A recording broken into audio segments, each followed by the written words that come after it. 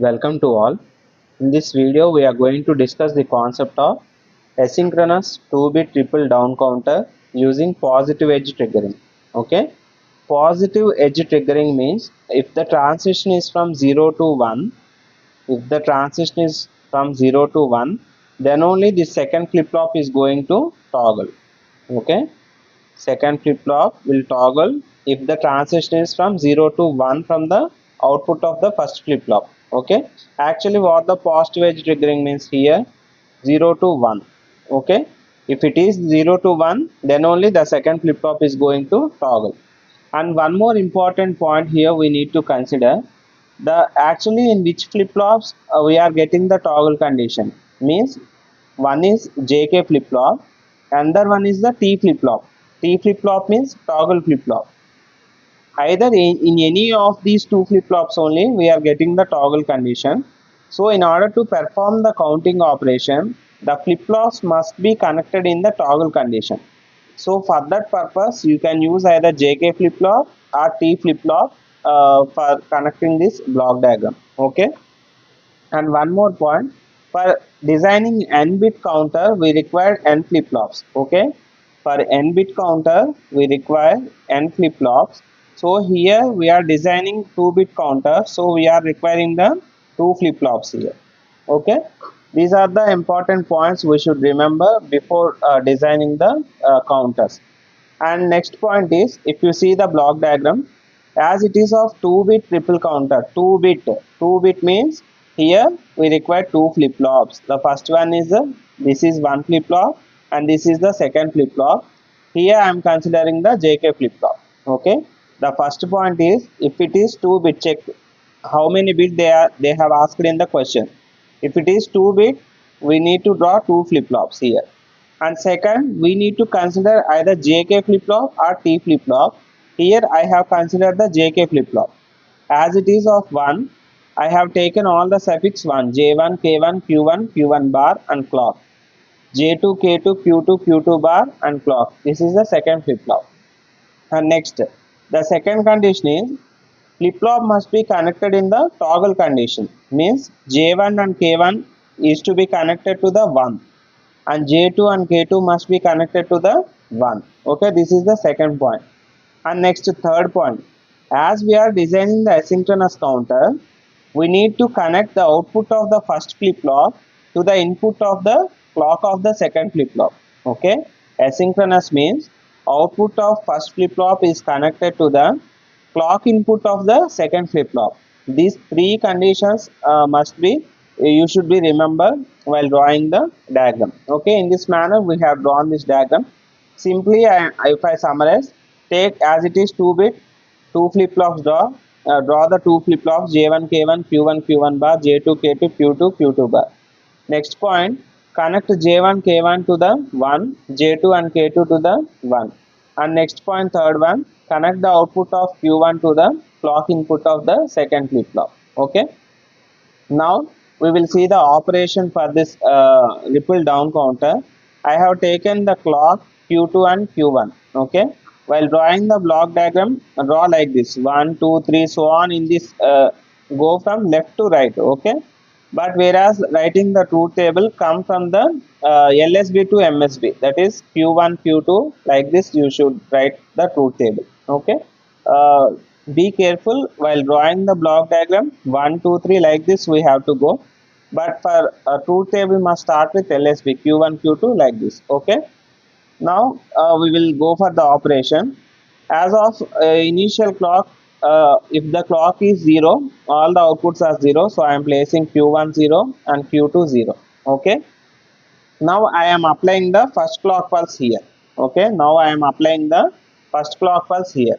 What happens, as the first flip flop is connected in the toggle condition, whenever we are applying the clock pulse, it will toggle, means it will change its states from 0 to 1. If it is 0, it becomes 1. If it is 1, it becomes 0. Okay, already we connected in the toggle condition.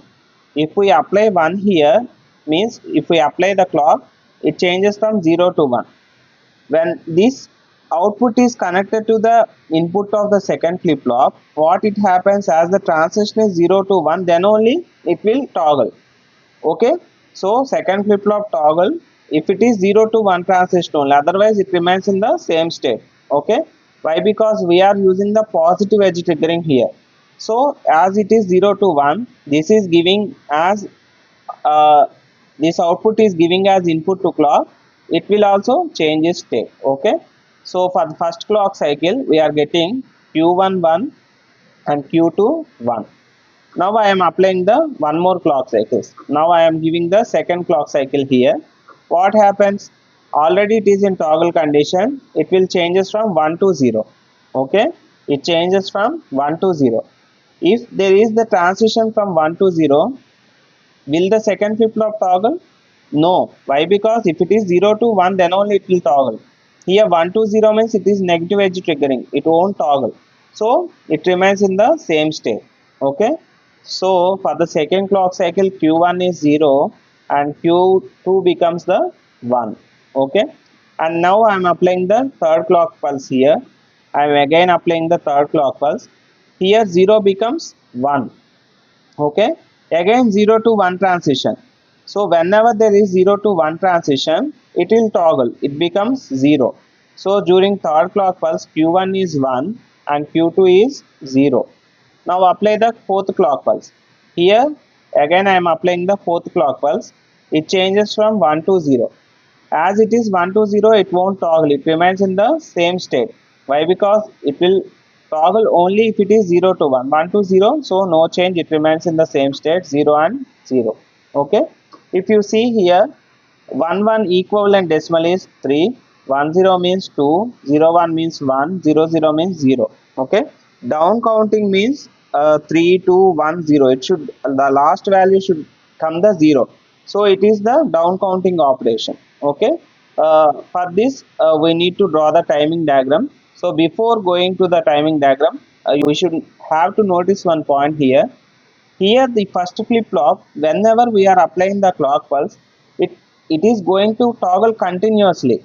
Okay, but whereas if you see the second flip flop, for every 2 states it is going to toggle. That's why it is a 2-bit ripple counter. Okay, in every design, the first flip flop is going to toggle continuously, whereas the second flip flop is going to toggle for every 2 states. Okay, so that's why every 2 states we have got this change. Okay, now for drawing the timing diagram, consider these three outputs: clock input, q2, q1 outputs. So clock means alternate ones and zeros. Okay, as it is positive edge triggering, we need to connect arrow like this. Okay, this is the positive edge triggering, so we connected like this. Okay, now for q1, if you see here, the first clock cycle 1, second clock cycle 0 1 0, so alternate ones and zeros. First clock cycle 1, second clock cycle 0 1 0, join all this like this. This is the timing waveform for q1. Next, if you observe for q2, 1 1 0 0, for first clock cycles it is 1, for second clock cycle it is 0. Okay, this is for the q2. This is alternate ones and zeros. This is about the positive edge triggering. Now for the same diagram, if we apply the negative edge triggering, what will happen? Okay, negative edge triggering means, sorry, here we need to draw this one. As it is of negative edge triggering, we need to consider these arrows. Okay, what happens if we apply negative edge triggering for the same diagram? It will become the ripple up counter. Okay, it will become the ripple up counter. For the same diagram, if we apply negative edge triggering, we are getting the ripple up counter. How it happens, now we will see. Consider same initial clock, all the output 0. So initially q1 q2 is 0. Okay, now apply the first clock pulse. Okay, apply the first clock pulse. What happens? As usual, the first flip flop toggles continuously, it is 0 to 1. But here we are applying the negative edge. Negative edge means 1 to 0. What negative edge means? This is, okay, 1 to 0. So the second flip flop toggles if the transition is from 1 to 0. Okay, here it is going to toggle, second flip flop toggle if it is 1 to 0 only. Okay, now observe, as it is 0 to 1, as this is the output, as this output is, we are connecting to the input of the second clock pulse. Okay, so what happens, 0 to 1 is positive edge, it remains in the same state. Okay, it won't change, it won't toggle. Okay, here for the first clock cycle, q1 is 1 and q2 is 0. Now apply the second clock pulse here. What happens again, it continuously toggles 1 to 0. Okay, as 1 to 0 transition occurs, so if it is 1 to 0, it will toggle 0 to 1. So here for the second clock pulse, q1 is 0 and q2 is 1. And for third clock cycle, it continuously toggles 0 to 1. As 0 to 1, it won't toggle, it remains in the same state, so 1 1. Now apply the fourth clock cycle, 1 to 0. 1 to 0 means it will toggle, it also becomes 1 to 0, 0 0. If you see here, this is a 0 1 2 3 0. Okay, see, this is up counting. Okay, so just by applying the negative edge triggering to the same diagram, we are getting the up counter. Okay, so for this we need to draw the q1 and q2 waveforms. For q1, alternate ones and zeros, 1 0 1 0. Okay, 1 0 1 0. This is the timing waveform for q1. For q2, uh, 0 1 0 1 0 1 1 0 0 1 1 0. Okay, in this manner we can explain asynchronous 2-bit triple up counter and down counter by applying the positive edge triggering as well as the negative edge triggering. Okay, in the next video I will show you by connecting this q1 bar to the clock of the second flip flop and what will happen if we apply positive edge triggering and negative edge triggering. And I hope you all of you understand. Thank you so much.